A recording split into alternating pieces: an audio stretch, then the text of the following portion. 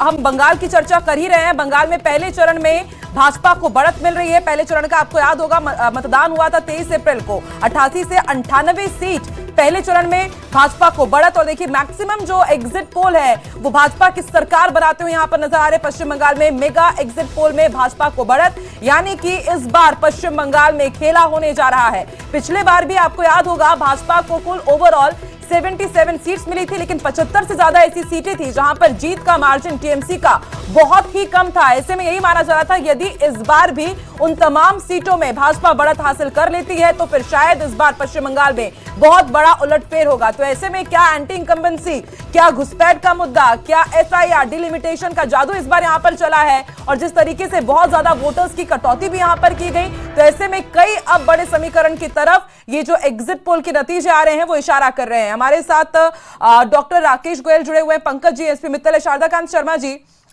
पश्चिम बंगाल की हम चर्चा जरूर करेंगे, लेकिन पहले कांग्रेस के लिए जो गुड न्यूज है, केरल में यूडीएफ की बढ़त का अनुमान है। एकमात्र एक खुशखबरी, बाकी राज्यों में आखिर क्यों ऐसा होता है कि कांग्रेस हर बार पिछड़ जाती है? सर आकांक्षा जी, सबसे पहले तो मैं गौतम साहब को जवाब दे दूं। विश्लेषक हैं ये, इन्होंने कहा कि फर्जी मतदाता थे जिनको हटा दिया गया है, और इन्हीं फर्जी मतदाताओं ने पूरे देश में एसआईआर के तहत जिनको हटाया है आपने, मोदी जी को वोट दिया था लोकसभा में।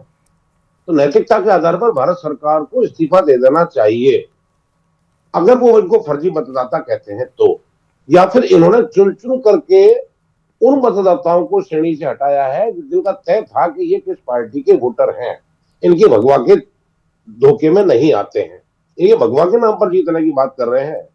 भगवा है या देश का कोई लोकतंत्र है जिसमें राजनीतिक पार्टियां अपनी विचारधारा बताती हैं, अपनी विचारधारा के नाम पर, अपने विकास के नाम पर, अपनी नैतिकता के नाम पर, न कि एप्स्टीन फाइल के नाम पर।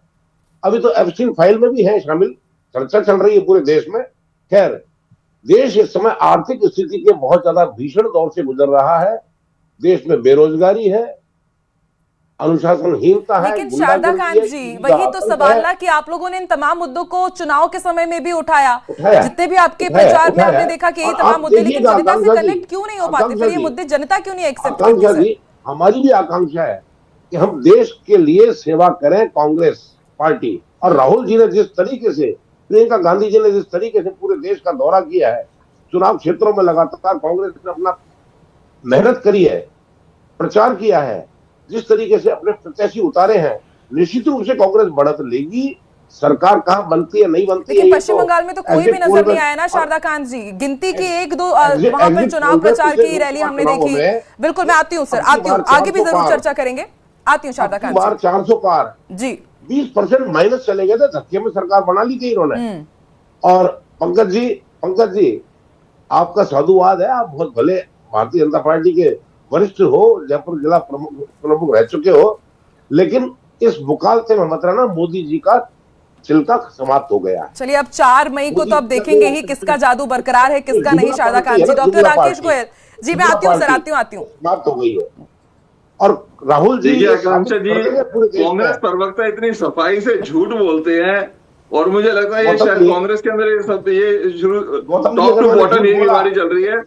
यही झूठ की वजह से पवन खेड़ा भागा फिरता रहा। इसी झूठ की वजह से, महिला का अपमान करने की वजह से असम की जनता ने उनको नकार दिया। जहां तक फर्जी वोट बैंक की बात है, क्या ये नहीं जानते कांग्रेस के शासनकाल में कितने फर्जी वोट बनाए? शारदाकांत जी, मैं आ रही हूँ, आपको दूंगी, पर्याप्त समय दूंगी। मैं डॉक्टर राकेश से समझना चाहती हूँ, आ रही हूँ मैं। पंकज जी, आती हूँ। डॉक्टर राकेश, अपनी बात पूरी कीजिए जी। तो ये जो झूठ बोलने का जो तरीका है कांग्रेस का, ये इनको नहीं रुकता है। अगर ये कहते हैं हम एक मंच पे खड़े रहे, मुझे कहीं भी आसाम में प्रियंका गांधी नजर नहीं आई प्रचार करते हुए। और अगर तमिलनाडु की बात करें, राहुल गांधी ने स्टैलिन के साथ एक भी मंच साझा नहीं किया।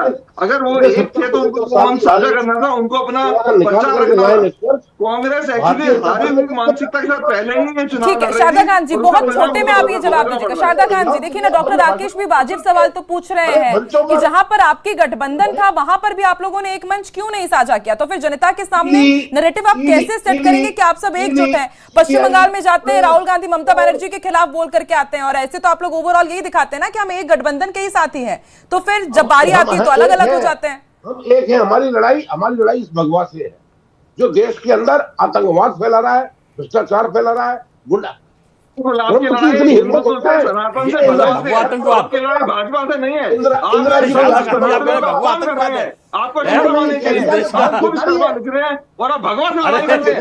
भाजपा का विरोधी कर सकते हैं, आप भगवा का विरोध नहीं कर सकते। सर मैं तो इसे सिर्फ एज अ कलर पहनती हूँ, भगवा और दूसरे कलर से कम से कम पत्रकारों को तो दूरी रखिए। कम से कम इस चीज को कहिए, है ना, मतलब भगवा का जो है, आप मतलब कांग्रेस से देखिए, ये कांग्रेस का स्टेटमेंट है ना, तो मैं कह रहा हूं कि बिल्कुल जो है मान्य है। हम यही कह रहे हैं, लगातार हम ये कह रहे हैं कि कांग्रेस जो है इस विचारधारा की पार्टी है कि भगवा को आतंकवाद मानती है।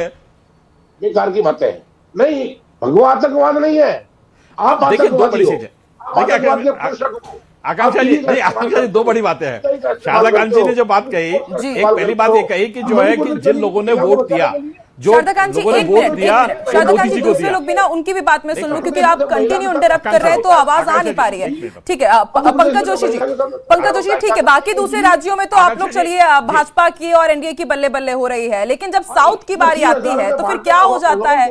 भाजपा कहाँ पीछे चल जाती है? आखिर सदर्न बेल्ट में भाजपा का जादू क्यों नहीं दिख पाता है? कहां पर कमी है वहां पर? राज्यों के अंदर सरकार है। देखिए आकांक्षा जी, वो भी दिखेगा। हमने कहा ना 77 सीट पे बंगाल में आए, फिर आए। हमने आज भी हम आपको कह रहे हैं कि केरल में भी जो है हम पिछले वोटों से शेयर, हमारा वोट शेयर जो है वो बढ़ेगा और हमारी जो है संख्या बढ़ेगी।